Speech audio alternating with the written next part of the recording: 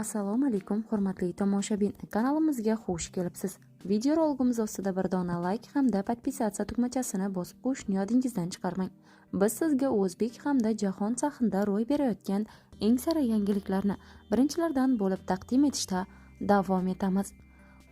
Davlat raqami tushirilgan brelok. Bunaqasi aniq hech kimda yo'q. Buyurtma asosida o'zingiz xohlagan mashina raqamini chiqarib beramiz. Juda sifatli va kamyob. Odamlar ko'rganida og'zi ochiladi. Xullas, mashinasi borlar uchun ajoyib sovg'a bo'lishi aniq. Hujjatlarni saqlash uchun hamyon ham bor. Xohlagan surat va avtoraqamni chiqarib beramiz. O'zbekiston bo'ylab dastavka bepul. Hoziroq buyurtma bering. Olmaliqda ayol shirinliklarni ruxsatsiz yegan bolasining tana a'zolariga paxta tiqib yoqqani haqida xabar berilgan edi. Holat yuzasidan sud ishi yakunlandi. Sudda ma'lum bo'lishicha, ayol bolasining barmoqlari orasi, burni, kindigi usti, oyoq panjalarini yoqqan. Bola ayolning yagona farzandi, turmush o'rtog'i bilan ajrashgan bo'lgan. 2024-yil 30-oktyabr kuni 8 yoshli o'g'li uydagi shirinliklarni ruxsatsiz yegani sababli uni go'yoki jazolash maqsadida barmoqlari orasi va boshqa tana a'zolariga paxta tiqib yoqqani aytilgan edi.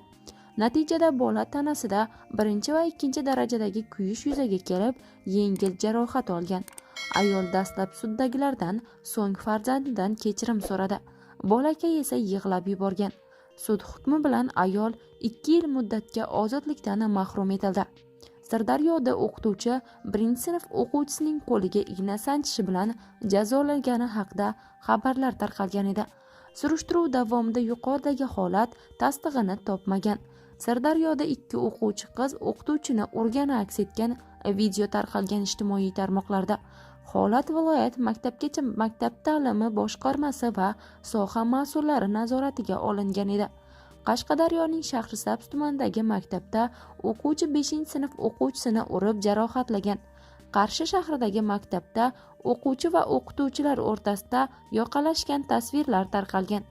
Algebra fani o'qituvchisi va 10-sinf o'quvchisi bo'lgan 2 qiz o'rtasida o'zaro kelishmovchilik kelib chiqib, og'zaki tortishib qolgan.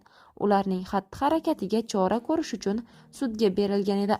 Toshkentdagi maktabda ayol dastlabki ish kunida o'quvchini kaltaklagani ham keng muhokamalarga sabab bo'lganda, ayol jazolanib, maktab direktori ishdan olinganligi ham aytib o'tilgan ijtimoiy tarmoqlarda tarqalgan video lavhalarda. Shuningdek, yana bir mudhish falokat sodir bo'ldi. Toshkent viloyatining Olmaliq shahrida ayol rashk sabab o'z tanishini 5 marta pichoqlab, uning hayotiga zomin bo'ldi. Bu haqda Oliy sud matbuot kotibi Aziz Obidov ma'lum qildi. Bildirilishicha, mazkur holat bo'yicha sud jinoyat ishlari bo'yicha Olmaliq shahar sudida ko'rib chiqilgan. Aniqlik kiritilishicha, ushbu voqea o'tgan yilning kuz oylarida ro'y bergan.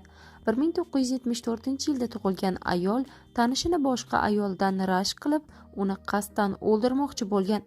Mastlik holatida qo'liga pichoq olgan ayol erkakka 5 marta uni suqib oladi va bir kishining hayotiga nuqta qo'yadi. Ish hujjatlarida keltirilishicha, erkak va ayol bir-biri bilan doimiy ravishda janjallashib kelgan.